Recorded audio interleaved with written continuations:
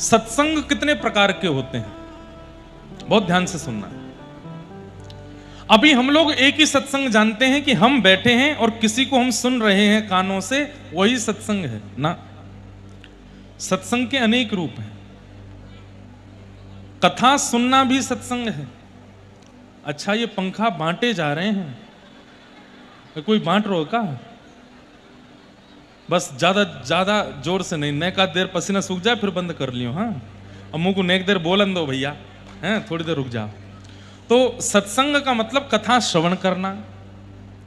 हमारे शरीर में 10 इंद्रियां हैं, पंच ज्ञानेंद्रिय और पंच कर्मेंद्रिय। आंख, नाक, कान, जीव और त्वचा, ये पंच ज्ञानेंद्रिय हैं। हाथ, पैर, मुख और 2 गुप्त इंद्रिय, ये पंच कर्म इंद्रियां हैं। प्रत्येक इंद्रिय को भगवत भजन में लगाना, उसको सत्संग कहा जाता है। कानों से कथा सुनो, नेत्रों से दर्शन करो, जिह्वा से प्रसाद ग्रहण करो या कीर्तन गाओ, हाथों से करताल करो या फिर सेवा करो, चरणों से प्रदक्षिणा करो, सर्वांगीण अंग से साष्टांग दंडवत करो, ये सब सत्संग के अंतर्गत आता है। फिर इन इंद्रियों की क्रियाएं भी जो संसारी होती हैं उनको भी भगवत में बना, वो भी सत्संग है। अब जैसे जीन्स पहनना, पैंट पहनना, टी शर्ट पहनना, उल्टे सीधे वस्त्र पहनना, वो सत्संग में नहीं है। वस्त्रों को पहनने से भी आपके चित्त पर असर पड़ता है। आप कैसे कपड़े पहनते हो उससे भी आपका मन उचित और अनुचित बन जाता है। धोती पहनना, बगलबंदी पहनना, कुर्ता पहनना, यह भी एक सत्संग है, अंग का सत्संग। अब जीन्स पहन करके अगर व्यास मंच पर हम बोलने लग जाएं तो कितना अटपटा लगेगा, कितना अनुचित लगेगा। कोई बुराई है? फटी हुई यहां से फाड़ दें, यहां से फाड़ फाड़ के उसको पहन के आ जाएं, यहां पे आके बोलने लगे, चेक की टी शर्ट पहन करके और यहां प्रवचन करें, कोई बुराई है उसमें? बुराई तो नहीं है, लेकिन वाणी का प्रभाव नहीं होगा। और प्रभाव से भी ज्यादा किसी के ऊपर असर ही नहीं होगा, कोई परिवर्तित ही नहीं होगा यदि वस्त्र बदल करके बोलने लगा तो। वस्त्रों का भी अपना एक स्वरूप होता है, तो वस्त्रों से भी सत्संग होता है, भोजन से भी सत्संग होता है। हम क्या खाते हैं वह भी सत्संग के अंतर्गत आता है। हम कुछ भी खा लेते हैं, कहीं भी खा लेते हैं तो वो गैर सत्संग है। कुछ भी पाते हैं तो पहले देखते हैं इसमें तुलसी जी पधराई हुई है कि नहीं, ठाकुर जी का भोग लगा है कि नहीं, तो ही पाना है, तो ही वो सत्संग माना जाता है। कहीं भी पानी नहीं पीते।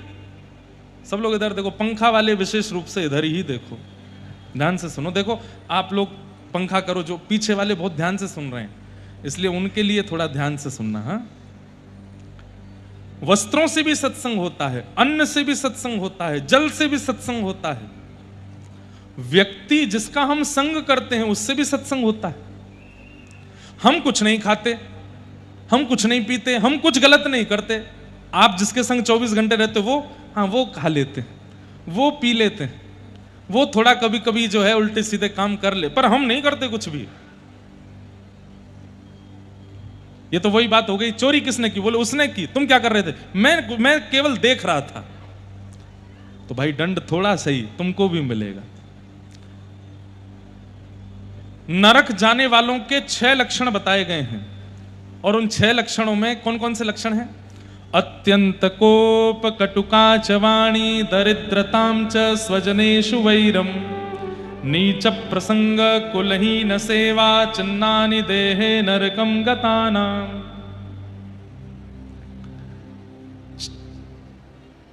6 लक्षण। सबसे पहला अत्यंत कोप, भयंकर गुस्सा। एक दिन मैं इस पर चर्चा कर चुका हूं।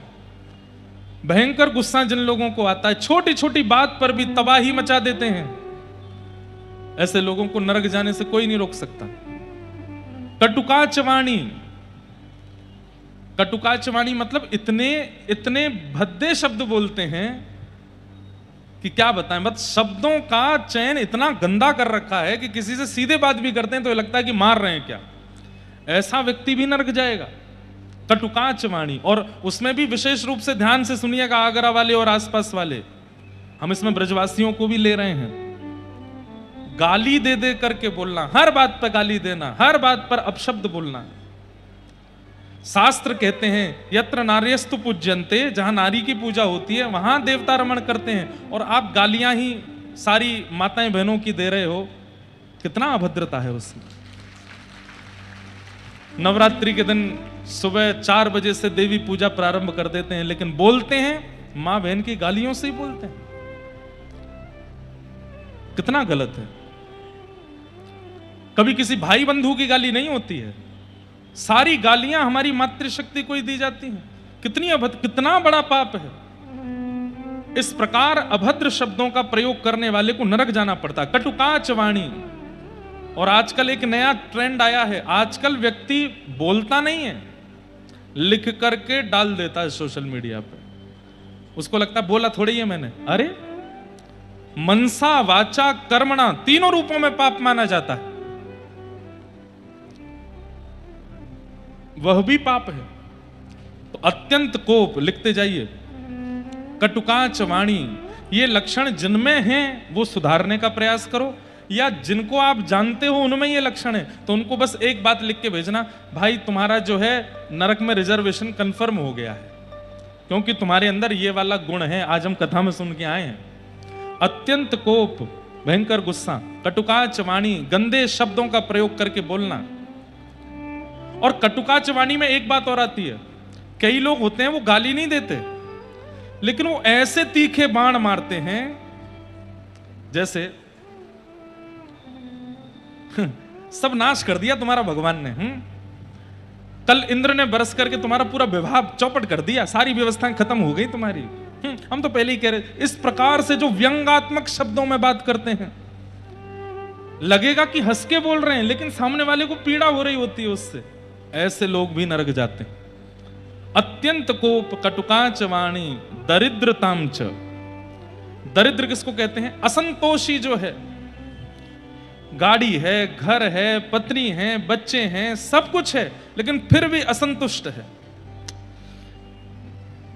ऐसी पत्नी होती तो ज्यादा अच्छा होता, ऐसे बच्चे मेरे होते तो और बढ़िया होता, ऐसा घर मेरा होता तो और अच्छा रहता, ये वाली गाड़ी और मिल जाए। ये असंतुष्टि बनी हुई। अरे भाई तुम 3 समय रोटी खा रहे हो, तुम्हारी आज्ञाकारी पत्नी है, आज्ञाकारी बालक है, आज्ञाकारी पूरा परिवार है, फिर भी तुम असंतुष्ट हो। ऐसे असंतुष्ट दरिद्र लोग भी नरक जाते हैं। सब कुछ मिलने के बाद भी केवल शिकायतें ही करते रहते हैं, कभी शिकायतें खत्म नहीं होती भगवान से इनकी। ऐसे लोगों को भी नरक जाना पड़ता है।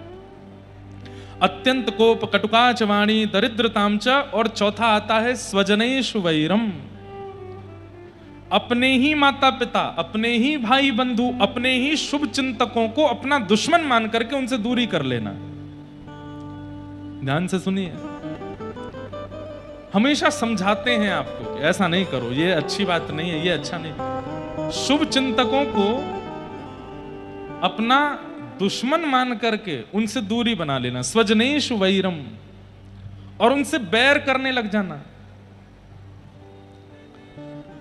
हमारे भारत का दुर्भाग्य है एक कि हमारे यहां पुलिस थानों में सबसे ज्यादा एफआईआर भाई भाई के द्वंद्वों की है। और कौन से भाई? कजन नहीं, चाचा ताऊ के बच्चों की तो है ही, सगे भाइयों की ज्यादातर लड़ाइयां चल रही हैं, एक दूसरे से बनती नहीं। स्वजनेषु वैरम। अब ये सारे विषय ऐसे हैं कि इन पर कभी विस्तार से चर्चा हो तो फिर करी जाए, लेकिन एक यदि झुक करके स्वीकार कर ले तो कभी भाइयों में द्वंद्व ना हो। मैं बहुत परिवारों में जाता हूं, बहुत घरों में जाता हूं, और जहां कहीं भी भाई भाई, सगे भाई बड़े प्रेम से मिलते हैं ना, एक ही घर में रहते हैं, एक ही बिल्डिंग में रहते हैं, एक ही चूल्हे पे भोजन करते हैं, तो मुझे इतना अच्छा लगता है कि बहुत अच्छा है कि आप लोग ऐसे ही बने रहो बस। नहीं तो आजकल दिखता नहीं है, भाई भाइयों में बैर चल रहा है।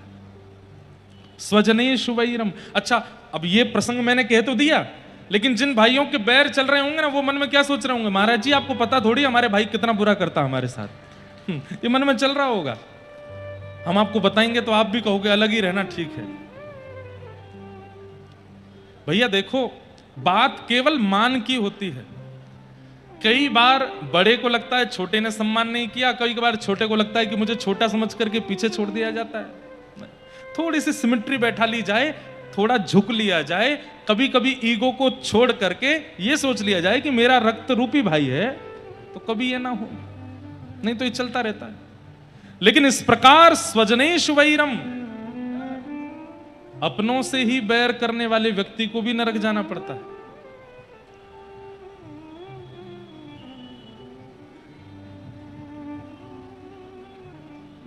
अत्यंत कोप कटुका चवाणी दरिद्रताम च स्वजनेश वैरम। और 5वां आता है नीच प्रसंग। इस विषय के लिए मैं पूरी कथा सुना रहा हूं। नीच प्रसंग मतलब हम गलत नहीं खाते, हम गलत नहीं पीते, हम गलत काम नहीं करते, लेकिन हमारा मित्र खाता है, हमारा मित्र पीता है, और मित्र नहीं परिवार का भी कोई व्यक्ति खाता पीता है, पर हम नहीं छूते। वो करे सो करे, किसको रोके हम। तो मृत्यु के बाद जब यमलोक पहुंच जाओ ना, तो यमराज जी से पूछना हमको क्यों यमलोक बुलाया, हमने तो कुछ भी गलत नहीं किया। तो यमराज जी कहेंगे ये तुम्हारे सखा है ना, पृथ्वी पर जब साथ में रहे थे तो फिर नरक में भी साथ में ही रहो। क्यों? तुम स्वयं खाते नहीं, स्वयं पीते नहीं, स्वयं कुछ अभद्र करते नहीं, लेकिन कभी इसको रोका नहीं, कभी इसको टोका नहीं। अरे बहुत रोका, बहुत टोका था, फिर भी नहीं माना। अरे तो इसका साथ ही छोड़ देना था, इससे संबंध ही तोड़ देना था। वो भी करने का प्रयास किया, तो फिर क्यों दोबारा लौट के आए? बोले अपना है ना इसलिए आ गए, इसलिए ही नरक में आए हो। स्वजनेषु वैरम। सूरदास जी कहते हैं तजोरे मन हरि विमुखन को संग। गाओ तजोरे मन।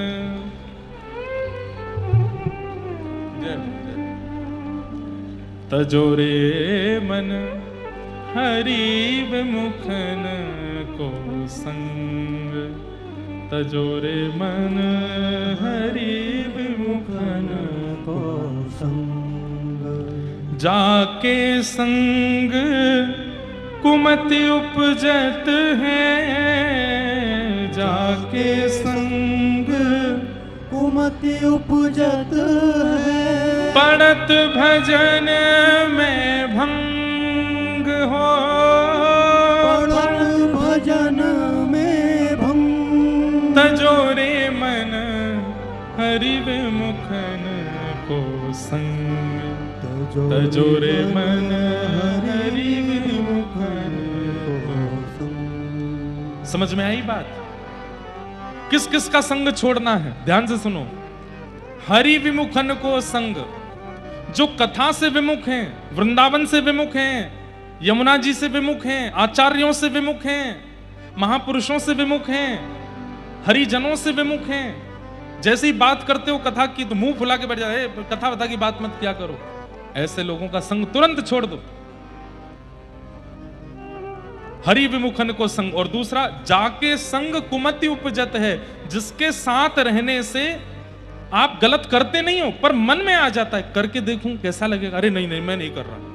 घर वाले मना करते हैं, शास्त्र मना करते हैं, पर ये करता है तो मन तो करता है करने का, पर नहीं नहीं मैं नहीं करूंगा। मन में भी यदि कुसंग आता है, ऐसे व्यक्ति का संग छोड़ दीजिए, नहीं तो एक दिन बर्बाद कर देगा आपको। और पड़त भजन में भंग। भजन में, सेवा में, कथा में, नियम में, रस में जिसके कारण भंग पड़ता हो, जिसके कारण रुकावट आती हो, उसका त्याग कर दो। तजोरे मन हरि विमुखन को संग। तजोरे मन हरि विमुखन को संग। भागवत 4 शब्द हैं, यहां 4 भाव हैं जो आप स्वीकार कर सकते हो। भा से भक्ति, ग से ज्ञान, व से वैराग्य और त से त्याग। पहला, भक्ति तो जीवन में आनी, आप भक्त हो तभी कथा में बैठे हो, तो भा शब्द तो सार्थक हो गया। दूसरा, ग यानी कि ज्ञान, ज्ञान आप ले ही रहे हो।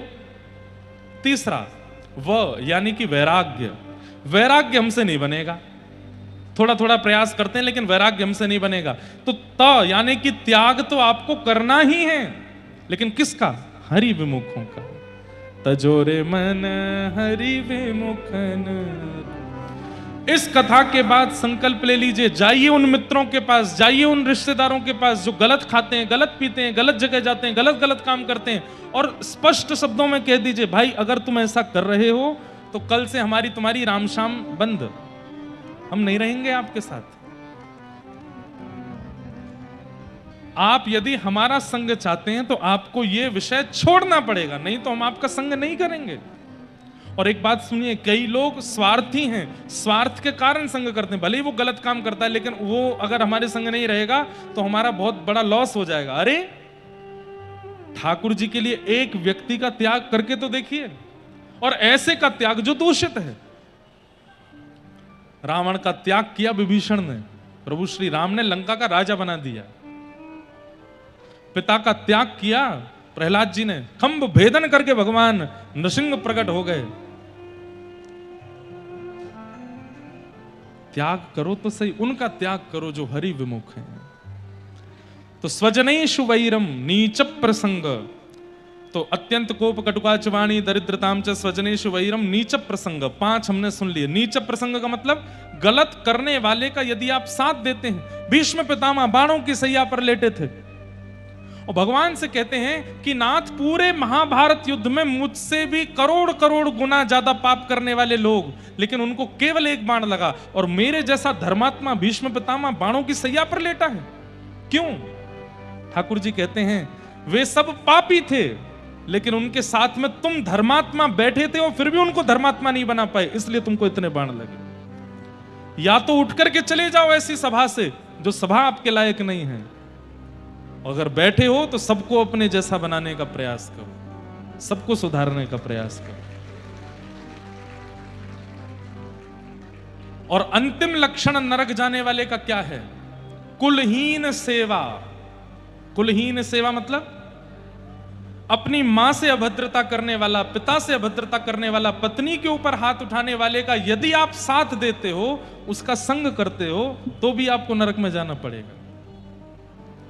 ये 6 लक्षण नरक जाने वालों के हैं। यदि यहां बैठे किसी व्यक्ति में है तो अब भी समय है, सुधार लीजिए। और या आपके किसी संबंधी में है, उसको जाकर के समझा दीजिए, और नहीं माने तो उसका साथ छोड़ दीजिए। नहीं तो हम तो डूबेंगे सनम, तुमको भी ले डूबेंगे। वो खुद तो जाएगा ही जाएगा, आपको और लेके जाएगा।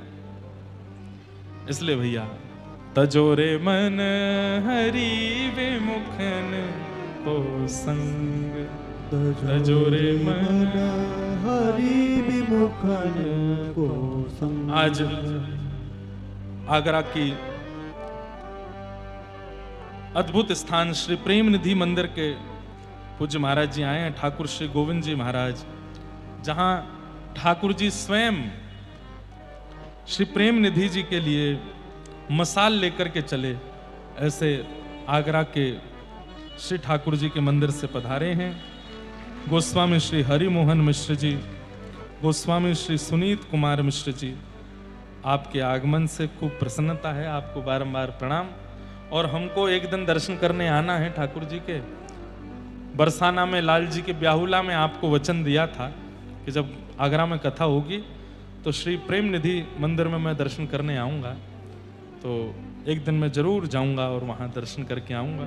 और कल अवसर मिलेगा तो ठाकुर जी की कथा भी हम आपको सुनाएंगे। आपके आगरा में इतने अद्भुत ठाकुर जी विराजमान हैं।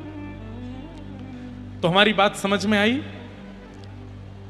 सत्संग केवल कथा सुनने को नहीं कहते। कैसे वस्त्र पहनते हो, कैसा भोजन करते हो, कैसा जल पीते हो, कैसे व्यक्ति का संग करते हो, ये सब सत्संग के अंतर्गत आता है। कथा तो सुनते हैं, लेकिन कथा सुनने के बाद में रात के सारे कार्यक्रम फिक्स हैं। कहां पीने जाना है, कहां खाने जाना है, और कल फिर से कथा में आना है। तो ये नियम अच्छे नहीं है। खाने पीने से आप लोग समझ गए होंगे हम कहां संकेत करना चाह रहे हैं। अच्छा, एक बात मैं कथा में कहा करता हूं, दोगले मत रहिए। कथा में भी आते हैं और वो सब भी करते हैं। ऐसे लोगों को तो ठाकुर जी बिल्कुल उद्धार नहीं करते। एक तरफ चुन लीजिए, या तो पूरे पूरे वहीं के रहो या पूरे पूरे यहां के रहो। एक तरफ चुन लीजिए। ये दोनों तरफ पैर रख करके मत बैठिए कि जब अवसर मिला तो वहां भी चले गए, जब अवसर हुआ तो यहां भी आ गए, जब योग्यता बनी तो इधर के भी चस्के ले लिए और जब मन किया तो उधर जाकर के भी ऊधम मचा लिए। नहीं, ये दोगलापन ठाकुर जी को बिल्कुल प्रिय नहीं है। एक जगह के रहो और परिपूर्ण रहो। एक कथा आती है श्री पुरंदरदास जी की। महाराष्ट्र में एक भगवान के परम भक्त हुए श्री पुरंदरदास पुणे के पास में एक पुरंदरपुर नाम की जगह पर रहते थे। ब्राह्मण कुल में जन्मे थे, लेकिन महाकंजूस अच्छा, कंजूस किसको कहते हैं बताओ? कंजूस जानते हैं किसको कहते हैं? सामर्थ्यवान होते हुए भी जो कभी धन निकालता नहीं है। सामर्थ्य नहीं है फिर नहीं निकालता, वो कंजूस नहीं है। सामर्थ्य होते हुए भी नहीं निकालता, उसको कंजूस कहते हैं। तो पुरंदरदास एक सरस्वती बाई नाम की कन्या से उनका ब्याह हुआ है। बहुत ध्यान से सुनना, ऐसा नहीं है कि ठाकुर जी भक्तों को ही मिलते हैं, कई बार महासंसारी को भी ठाकुर जी मिलते हैं। रहो एक तरफ, ये दोनों तरफ रहने वाले को ठाकुर जी कभी नहीं मिलते। सब लोग इधर देखो, ध्यान से सुनो। आप सबको आवाज आ रही है हमारी? ध्यान से सुनो। तो पुरंदरदास, एक बार की बात थी कि इनका ब्याह हुआ सरस्वती बाई।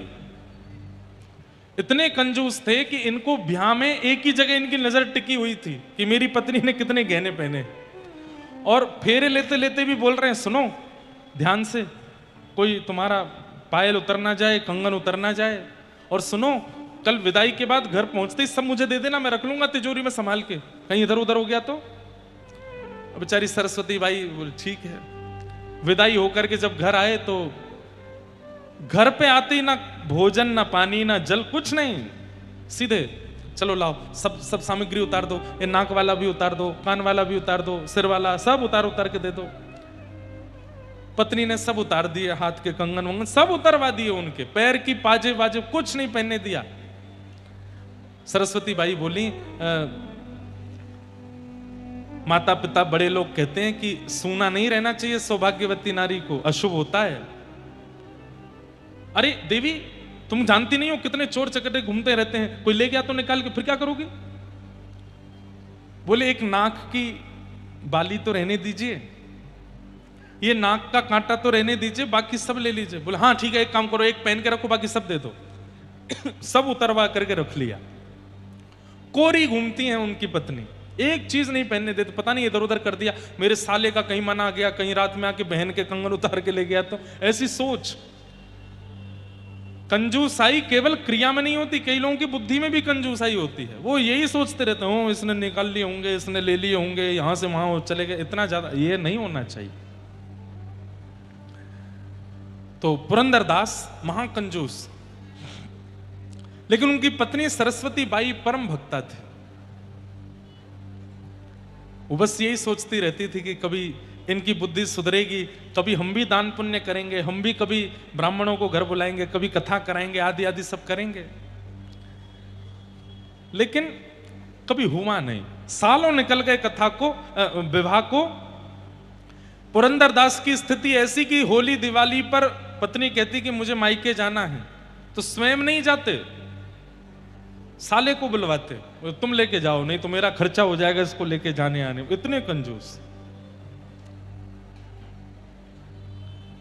ठाकुर जी रीझ गए, बोले तेरी कंजूसाई से रीझ गए हम, एक बार तेरे पास जरूर आवेंगे।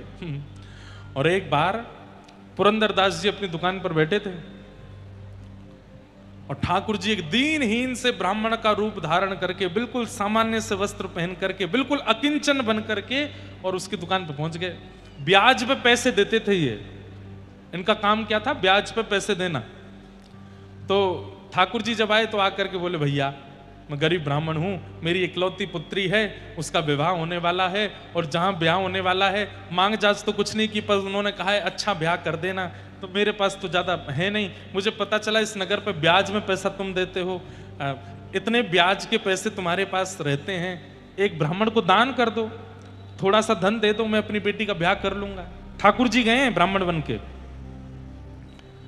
पुरंदरदास बोला ये कहां से बला आ गई मेरे ऊपर, अरे भैया मेरे पास इतनी व्यवस्था नहीं है, और ऐसा नहीं है, ऐसा टालने लगे। अरे भैया आप कर सकते हो, आप सर्वसमर्थ हो, आप कर सकते हो, देख लीजिए ना। नहीं माने। अंत में पुरंदरदास जी बोले भैया देखो ऐसे नहीं दूंगा मैं, तुम पीछे पड़ रहे हो, एक काम करो। बोले क्या? कोई एक वस्तु मेरे पास रख के चले जाओ और पैसे ले जाओ। बोले मैं कहां से कौन सी वस्तु रखूं, मुझ में कुछ है ही नहीं। बोले भैया यही एक तरीका है और कोई तरीका नहीं है मेरे पास, कोई वस्तु मेरे पास रख दो, पैसे ले जाओ। तो भगवान तो भैया चतुर शिरोमणि है ठाकुर जी। तो ठाकुर जी बोले ठीक है मैं कुछ करता हूं व्यवस्था। पुरंदरदास के घर पहुंच गए ठाकुर जी, और पुरंदरदास के घर के पास जाके उसकी पत्नी के आगे इतना रोए, आपके पतिदेव पूरी दुनिया को पैसा ब्याज पे देते हैं, एक ब्राह्मण को थोड़ा सा पैसा देने में उनकी इतनी हालत खराब हो रही है। अंत तो गत्वा मान गए हैं, लेकिन शर्त ऐसी रखी है कि मैं कर नहीं सकता। बोले क्या? बोले कह रहे हैं कुछ वस्तु मेरे पास रखूं। मैं क्या रखूं, मुझ पर कुछ है ही नहीं। पत्नी बोली मैं क्या बताऊं, मैं तो इतने वर्ष हो गए शादी के, आज तक बदले ही नहीं वो। तो भगवान भी ऐसे अद्भुत, देवी अब तुम ही मेरी रक्षा करो, मैं अपनी बेटी का ब्याह कैसे करूंगा, किस मुंह से घर जाऊंगा बिना पैसे लिए, मैं कैसे करूं, मैं कैसे उनको समझाऊं। ठाकुर जी बोले अब मेरे पे और कोई रास्ता नहीं है, अब एक ही रास्ता है। बोले क्या? सोई ठाकुर जी ने विष की एक शीशी निकाली और निकाल करके बोले मैं विष पी जाऊंगा, तुम्हारे द्वार पर ही प्राण त्याग दूंगा, अब तो यही एक उपचार है और कोई उपचार नहीं है। और जैसे ही विष निकाल करके, अब तो इतने में ही वो सरस्वती बाई, नहीं नहीं नहीं नहीं आप ये मत करो, ये मत करो, आप एक काम करिए। बोले क्या? ये मेरी नाक की एक कील है, ये रख लीजिए, इसको आप कहीं बेच दोगे तो 2-2.5 हजार रुपए आपको मिल जाएंगे, आप अपनी बेटी का ब्याह कर लेना। पुरंदरदास वो ब्राह्मण जो बन के भगवान गए थे, वो सोने की कील लेकर के बड़े खुश, अरे बिटिया मुझ पे कभी अवसर मिलेगा मैं वापस करने आऊंगा। बोले कोई बात नहीं, आप तो जब वापस करने आएंगे तब तक शायद मैं जीवित ना बचूं, क्योंकि रात को आते ही पतिदेव इसको ही देखते हैं, वो इतने कंजूस हैं, उसको भी रोज देखते हैं कि है कि नहीं, और रात में जब नहीं दिखेगी तो वो तो मेरे प्राण हरण कर ही लेंगे, आप ले जाइए अपनी पुत्री का ब्याह अच्छे से करना।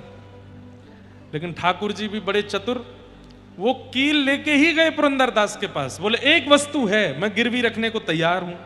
पुरंदरदास बोले दिखाओ। जैसे ही हाथ में वो कील रखी, ये तो मैंने देखी है कहीं। बोले अब तुमने कहां देखी मुझे नहीं पता, पर मेरे पास यही वस्तु, तुम कहां से लाए? बोले मैं कहीं से भी लाया हूं, तुमको वस्तु रखने से मतलब है, मुझे पैसा दो। पुरंदरदास ने उस कील को रखा अंदर, चाबी से तिजोरी बंद की, कुछ रुपया निकाल करके भगवान को दे दिए। बोले अब चलो दुकान बंद करो, मैं अब घर पहुंचता हूं। अपनी पत्नी बड़ी दानवीर बनती है, उसको बताता हूं। दुकान में एक बालक काम करता था, वो दौड़ के गया सरस्वती बाई से जाके बोला भाभी माँ आज बचो आप। बोले क्यों? बोले आपने किसी को नाक की कील दी थी? बोले हाँ, एक दीन हिंसा ब्राह्मण है, उसने जाके वो सेठ जी को दे दी है, और वहीं जाके गिरवी रखवाई। अब सेठ जी आ रहे हैं, पुरंदरदास आ रहे हैं। अब तो वो विठल भगवान का एक चित्र लगा था घर में, रोने लगे। बोले मेरे पति आज मेरे प्राण हरण कर लेंगे, हे नाथ मेरी रक्षा करो, मैं उनके हाथों मरूं, उससे अच्छा यह है कि मैं स्वयं अपने प्राण त्याग देती हूं। पर नाथ मैंने कुछ गलत नहीं किया, मैंने तो एक ब्राह्मण की सेवा की। और एक विष का पात्र लेकर के वो पत्नी खड़ी हो गई। बोले नाथ बस मैं अब इसको पान करके अपने प्राण त्याग दूंगी, क्योंकि उनकी खड़ी खोटी भाषा और वो जो व्यवहार करेंगे वो मैं सहन नहीं कर पाऊंगी। मैंने तो एक ब्राह्मण की बालिका के विवाह के लिए सत्कर्म किया, लेकिन सब गलत हो गया। इतने में ही पुरंदरदास आ गए, सरस्वती बाई, और जैसे ही सरस्वती बाई ने पीछे देखा, खन्न से एक आवाज हुई जो कि पुरंदरदास ने भी सुनी और सरस्वती बाई ने भी सुनी। वो आवाज कहां से हुई? जो विष का पात्र हाथ में था उसके अंदर से आवाज आई थी, खन्न जैसे कोई चीज गिरी हो। और जैसे ही हटा करके देखा तो वो नाक की जो कील थी वो उसके अंदर पड़ी थी। पुरंदरदास ने जैसे ही देखा, बोले ये नाक की कील यहां कैसे आई? तो पत्नी ने बताया, बोले ये तो यहीं थी। वो नहीं, मैं अपनी दुकान में रख के आया हूं, यहां कैसे आई? पत्नी का हाथ पकड़ के फिर दुकान में लेके गए, तिजोरी खोल करके देखी तो कील वहां नहीं थी। कैसे हो सकता है? तो पत्नी ने पूरा वृत्तांत बताया, और वृत्तांत बता के कहा मैं तो प्राण त्याग रही थी ठाकुर जी के आगे बैठ करके, उन्होंने ही रक्षा की। दोनों के नेत्र एक साथ बंद हुए, और वो जो दीनहीन सा ब्राह्मण कभी दुकान पे कभी घर पे जो भ्रमण कर रहा था, उसी के रूप में साक्षात पंढरीनाथ के दर्शन होने लगे, साक्षात विठोबा के दर्शन होने लगे। पुरंदरदास घुटनों पर बैठ गया, इतना रोया कि मैंने अपने ठाकुर जी को दुकान पे खड़ा रखा। वो याचना कर रहे थे कि धन दे दो और मैं उनसे मना करता रहा। मैंने अपने ठाकुर को इतना कष्ट दिया। अरे क्या कर लिया इतनी संपत्ति बचा के, सोना बचा करके। उसी समय सब कुछ विक्रय करके उससे जो भी धन आया, दोनों पति पत्नी पंढरपुर चले गए और फिर आजीवन पंढरपुर में ही रहे, ठाकुर जी की सन्निधि में रहे कि नाथ आपको मैंने अपनी दुकान पर खड़ा रखा, अब जीवन पर्यंत आपके दरबार पर खड़ा रहूंगा, मैं द्वार पर खड़ा रहूंगा। ये कथा मैंने क्यों सुनाई? कई बार ठाकुर जी एक तरफा व्यक्ति को ही मिल जाते हैं। अरे तू पूरे संसार का है, पूरा संसार का ही बना रहे, क्या पता रीझ गए ठाकुर जी आ जाएं तेरे पास। और पुरंदरदास के पास जाकर के भक्त बना करके उसको पूर्ण रूपेण इस तरफ ले लिया। ये बीच वाले ठाकुर जी को प्रिय नहीं, जो उधर भी हैं इधर भी हैं, बीच वाले नहीं, या तो इधर ही रहो या उधर ही रहो। बीच का भाव ठाकुर जी को प्रिय नहीं, ऐसी भावना।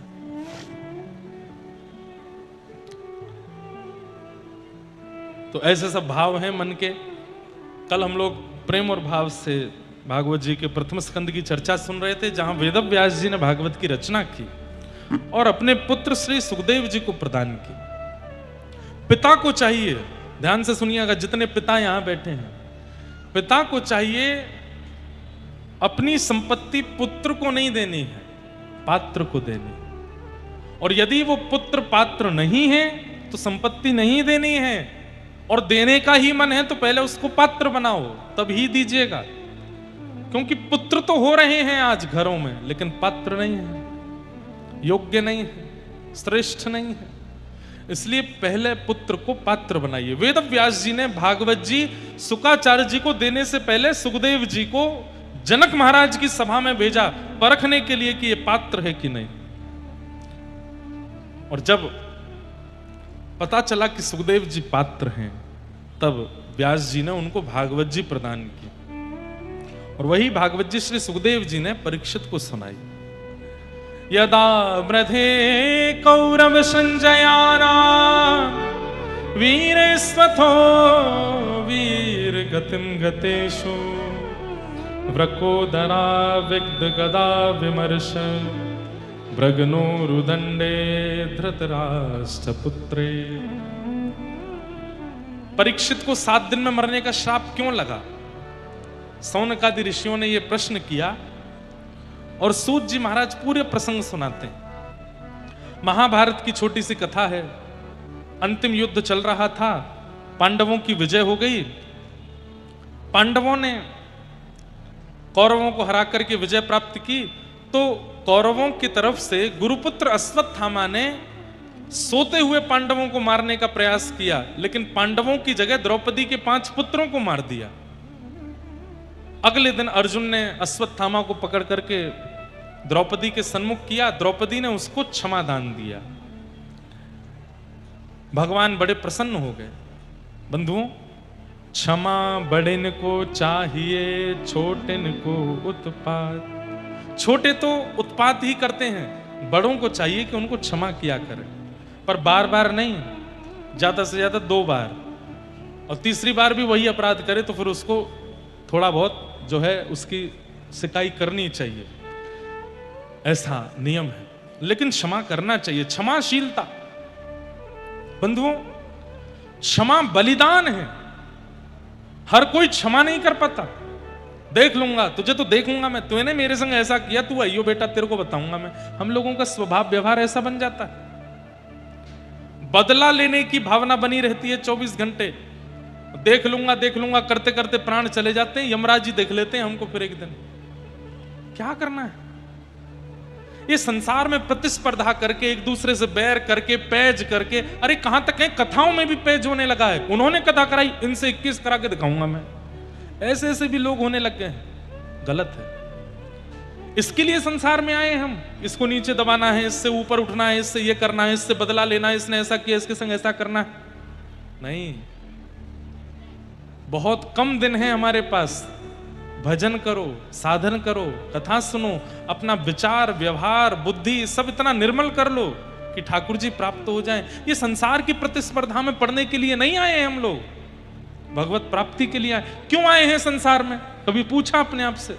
इस दुनिया में आए क्यों हैं हम लोग? यहां दोबारा ना आने के लिए आए हैं। यहां दोबारा ना आना पड़े इसलिए आए हैं। पुनरपि जननम पुनरपि मरणम पुनरपि जननी जठरे शयनम। बार बार जन्म होता है हम लोगों का। कभी अपने कर्मों के अनुसार छिपकली बनते हैं, कॉकरोच बनते हैं, चींटी बनते हैं, और क्या बनते हैं, मछली बनते हैं, कछुआ बनते हैं, गधा बनते हैं, घोड़ा बनते हैं, खच्चर बनते हैं, और क्या बनते हैं,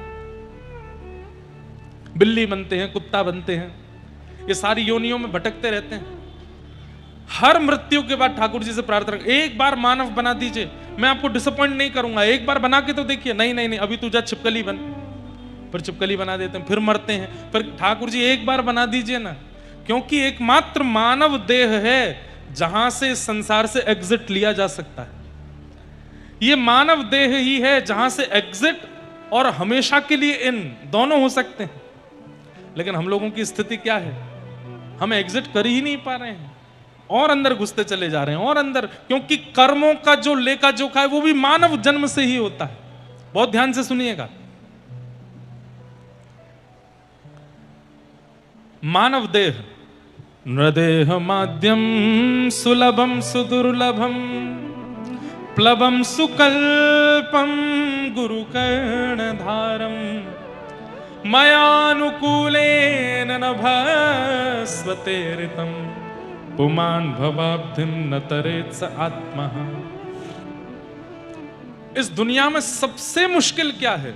भगवान श्री कृष्ण स्वयं उद्धव को बता रहे हैं, इस दुनिया में सबसे मुश्किल है मानव बन करके आना। जो मैं और आप हम सब बन के बैठे, ये सबसे मुश्किल है। तो मानव बन के आए तो क्या करें? बोले एग्जिट ढूंढो, निकलना कैसे है इस संसार से। इससे पहले ना जाने कौन सी मैया के गर्भ में आए थे, उससे पहले और जाने कौन सी मैया के गर्भ में आए थे। चलो इस बार तो एक मानव माँ के गर्भ में थे, वो ध्यान भी रखती है, अच्छा खाती है, अच्छा पीती है, हमारा सब ध्यान रखती है।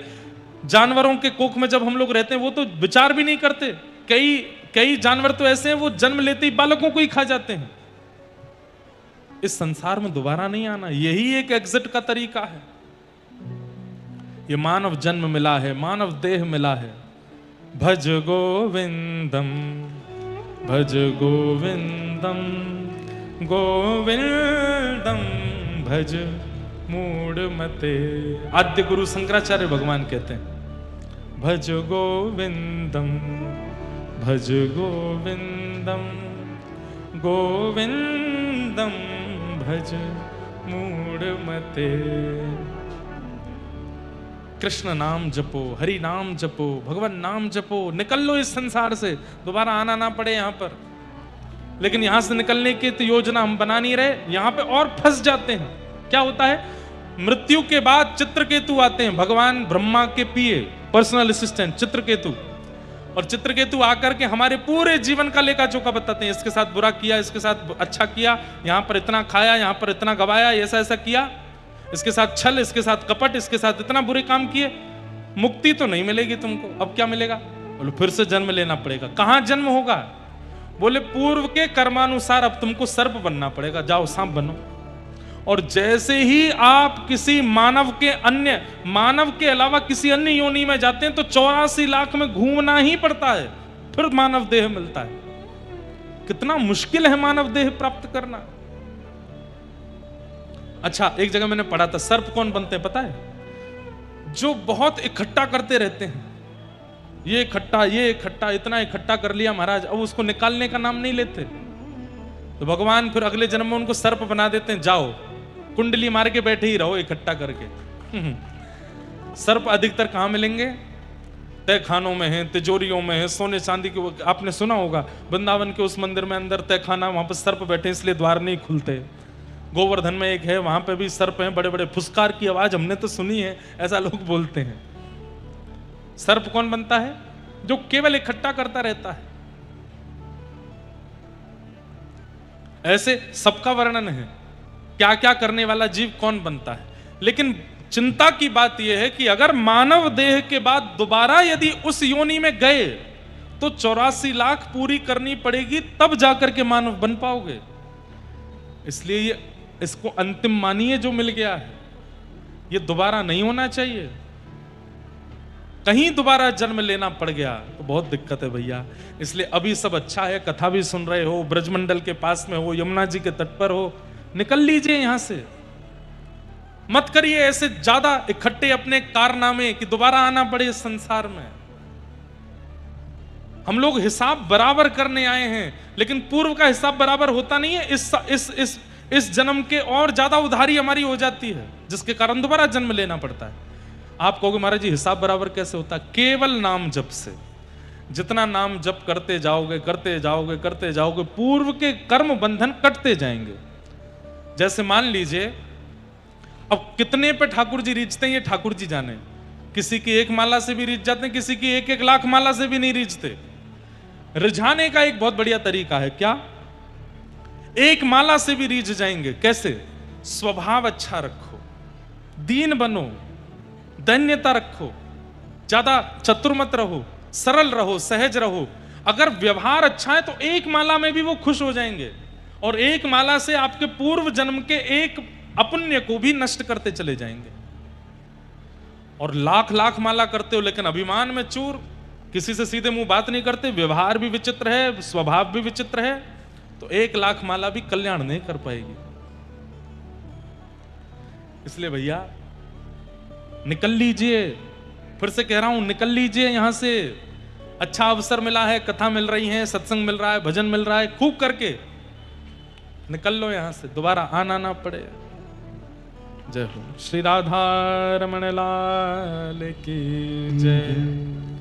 परम पूजनीय प्रातः स्मरणीय श्रीमन माध्व गौड़ेश्वर वैष्णवाचार्य श्री पद्मनाभ गोस्वामी जी महाराज श्री राधा रमन लाल जी के परम सेवायत आज पधारे हैं। आप सब आगरा वासियों की ओर से महाराज जी को बारंबार प्रणाम।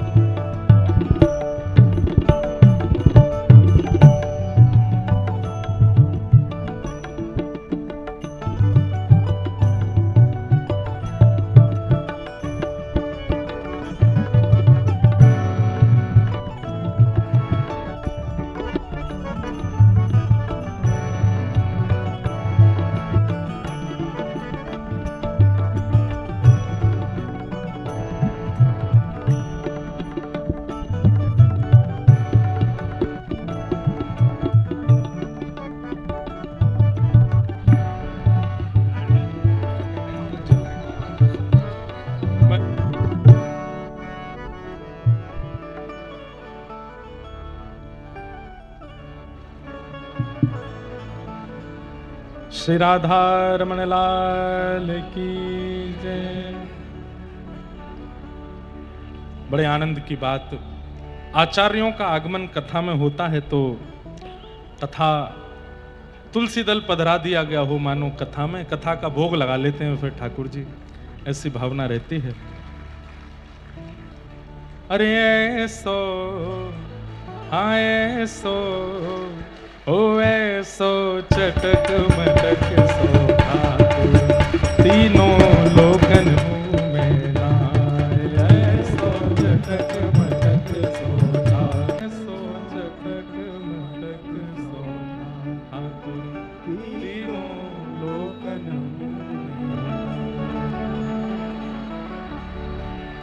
तो भैया ऐसे चटक मटक लाला के पड़ोस में ही हैं हम लोग। इतनो साधन करनो है, इतनो भजन करनो है, इतनो नाम जप करनो है कि दोबारा या दुनिया में आनो नहीं पड़े। ये हमारा अंतिम जन्म हो, यही में ही निकलने हम यहां से। तो ठाकुर जी कई बार साधन से ज्यादा स्वभाव देखते हैं। सब लोग शांति से विराज जाओ, शांति से बैठ करके कथा श्रवण करें। ठाकुर जी कई बार साधन से ज्यादा स्वभाव देखते हैं। आपका साधन कैसा है, वो एक साधन भी है तो चलेगा, अगर स्वभाव उचित है तो। प्रहलाद जी महाराज कहते हैं, न दानम न तपोनिज न शौचम न व्रतानि च प्रीयते मलया भक्त्या हरिरन्य विडंबनम। बैठ जाओ भैया, सब लोग बैठ जाओ, जहां जगह मिले बैठ जाओ, सब लोग ध्यान से बैठ के कथा सुनो।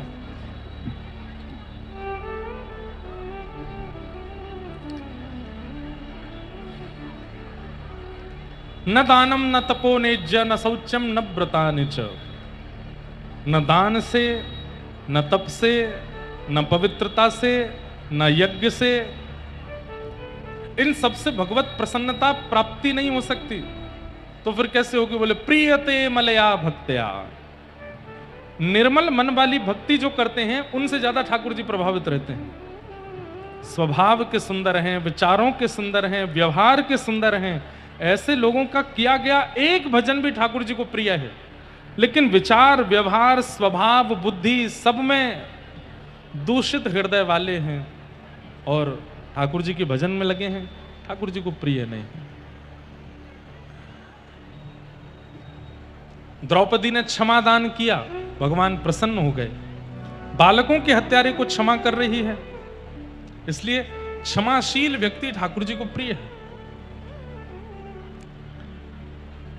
आगे भगवान द्वारिका को प्रस्थान करने लगे।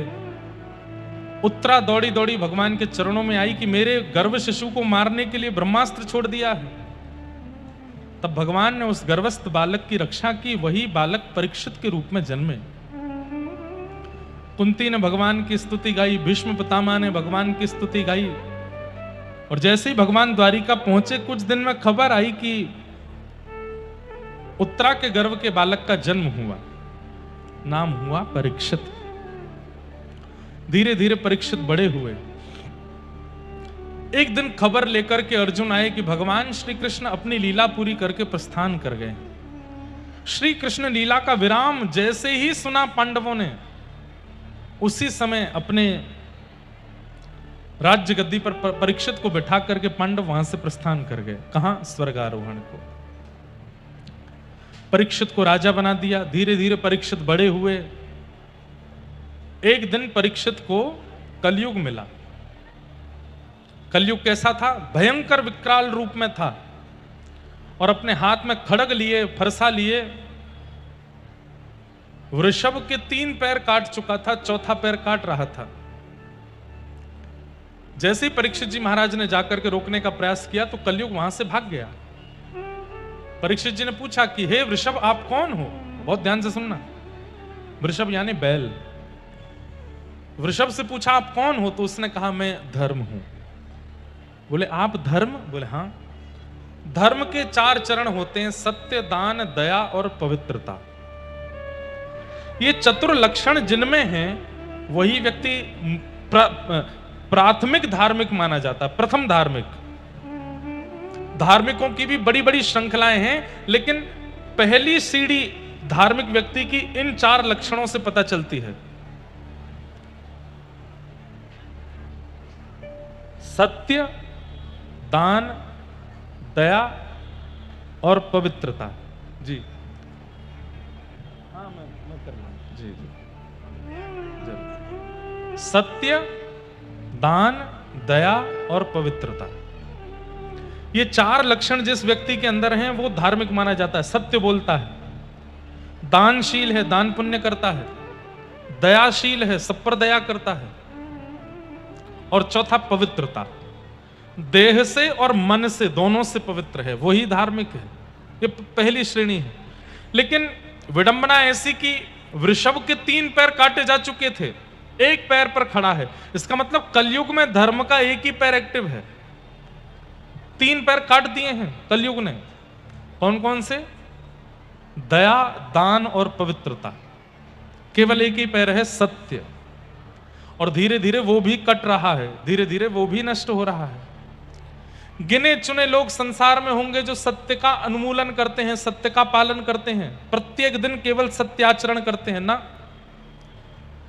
दया तो हम में है ही नहीं, दान तो हम करते ही नहीं है, पवित्रता नाम की कोई चीज नहीं। आप कहोगे महाराज जी खूब तो करते हैं, फिर क्यों कह रहे हो? दया नहीं है। दया का भी आडंबर जैसा है।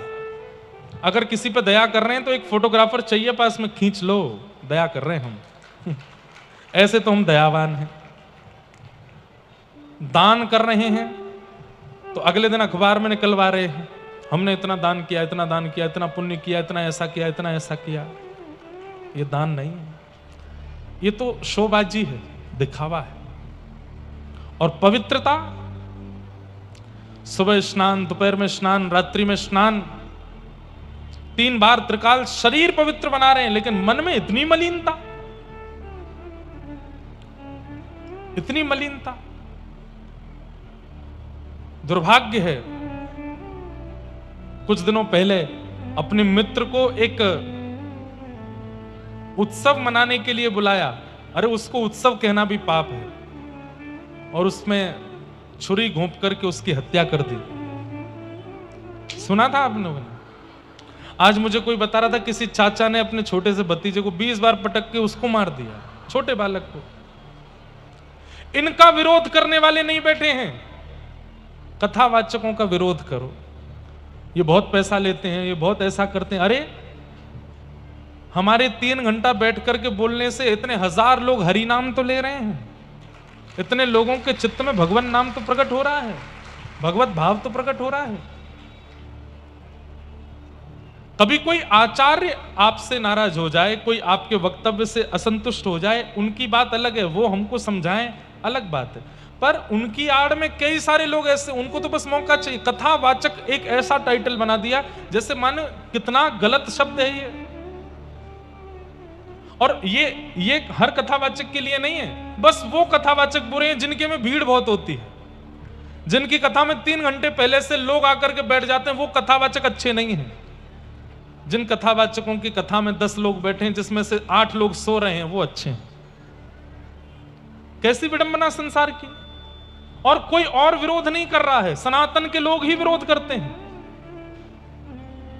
कैसी उनका तो विरोध नहीं किया जा रहा, जो इस प्रकार से दूषित कर्म कर रहे हैं, कितनी माताएं बहनों की इज्जतें लूटी जाती हैं, उनका विरोध कोई नहीं करता। उनके बारे में गंदे शब्द लिखने नहीं आते आपको। लेकिन कोई वक्ता मंच पर बैठ करके कथा कर रहा है, इतनी मोटी दक्षिणा लेते हैं, इतना मोटा पैसा। कौन सा पैसा ले लिया? और कितने बड़े बड़े भवन बना लिए। ऐसे लोगों की इतनी मानसिकता दुर्बल होती जा रही है, दूषित होती जा रही है। हमको तो लगता है कि हम कथा कर करा के हम ही निकल लें, क्योंकि संसार के लोग बड़े विचित्र हैं। फिर वो एक पंक्ति आती है, मेरे को अच्छे से याद भी नहीं है। कौन है तू, तेरा नाम है क्या, सीता भी यहां बदनाम हुई, कुछ तो लोग कहेंगे, लोगों का काम है कहना, छोड़ो बेकार की बातों में बीत न जाए रहना। अरे स्यमंतक उपाख्यान आएगा भागवत जी में। भगवान श्री कृष्ण, बहुत ध्यान से सुनिए सब लोग, भगवान श्री कृष्ण जिन्होंने द्वारिका का निर्माण किया, जिन्होंने सोने की नगरी का निर्माण किया, जिन्होंने समस्त यदुवंशियों को वहां बसाया, जिन्होंने यदुवंशियों के बच्चों की पढ़ाई लिखाई सबकी व्यवस्था की, एक छोटी सी भूल हो गई और सारे यदुवंशी भगवान को ही गालियां देने लग गए। सत्राजित नाम का एक व्यक्ति था, उसने भगवान पर कलंक लगा दिया कि इन्होंने मेरी सिमंतक मणि चुराई है, और उसने लगाया तो लगाया, पूरी नगरी मान भी गई कि हां चुराई होगी। भगवान हंस रहे थे अपनी सभा में। उद्धव बोला, भगवान बड़ी बदनामी हो रही है द्वारिका में। ठाकुर जी बोले, उद्धव सोच तो सही, बदनाम करने वाले कौन हैं? जिनको मैंने बुलाया, मैंने बसाया, मैंने नगरी बना के दी, और बदनामी कर किसकी रहे? जिसने सब कुछ किया उसी की। और गलती केवल इतनी थी कि भगवान ने सत्राजित से कहा कि तुम्हारे पास जो मणि है ये 5000 किलो सोना रोज देती है, इसको हमको दे दो। इतने सोने का अकेले तुम क्या करोगे?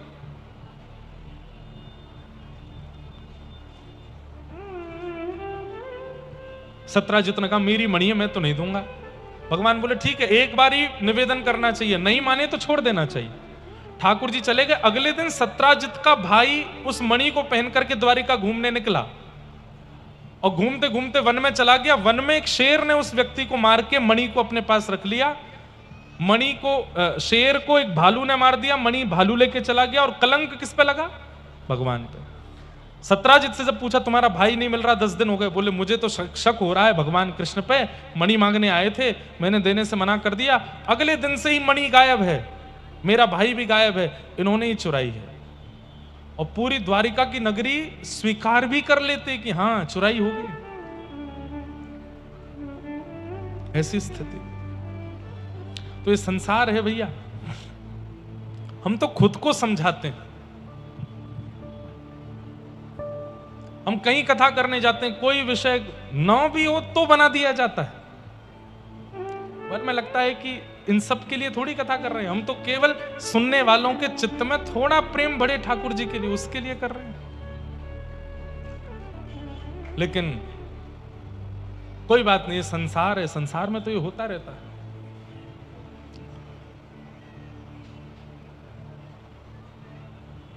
चार चरण हैं धर्म के: सत्य, दान, दया और पवित्रता।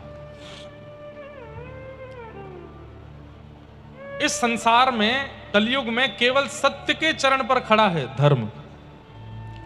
दान, दया और पवित्रता खत्म हो चुकी है। कलयुग को बुला करके परीक्षित जी ने कहा, मेरा राज्य छोड़ करके चले जाओ। कलयुग बोला, महाराज सतयुग के बाद त्रेता, त्रेता के बाद द्वापर, द्वापर के बाद मेरी बारी है कलयुग, ऐसे कैसे चला जाऊं? बोले, आप मुझे कुछ स्थान दे दीजिए। बोले, ठीक है।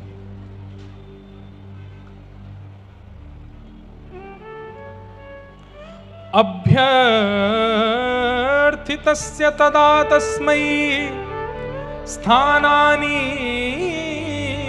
कलयै ददौ द्यूतं पानं स्त्रियः सून यत्रा धर्मश्चतुर्विध। 4 स्थान दिए। द्यूतम मतलब जुए में रहना। द्यूतम, ध्यान से सुनिएगा सब लोग। कलयुग के 4 स्थान: पहला जुए में रहना, दूसरा पानम मदिरा सुरा पान में रहना, भक्ष भक्ष सेवन में रहना, पर स्त्री संग में रहना, पर पुरुष संग में रहना, और चौथा स्थान दिया द्यूतम पानम स्त्रियः सूना। चौथा स्थान दिया हिंसा में रहना, लड़ाई झगड़े, मार काट, कलेश, उपद्रव, इनमें रहना। और पुनश्च याचमानाय जात रूप मदात प्रभो। कलयुग ने कहा, एक स्थान और दे दीजिए, 4 थोड़े कम है, राउंड फिगर कर दो, 5 दे दो। तो 5वां स्थान क्या दिया? बिना मेहनत के कमाए गए धन में रहना। ये 5 स्थान कलयुग के हैं। सबसे पहला स्थान क्या है? जुआ, जहां पर हम सट्टा लगाते हैं, रुपए को गिरवी रखते हैं, ये काम होगा तो ये इतना इतना, ऐसा। वो सट्टा जो खेलने वाले वो जानते होंगे कैसे। नहीं खेलना है, लक्ष्मी को कभी दांव पर नहीं लगाना है, नहीं तो नारायण नाराज हो जाएंगे।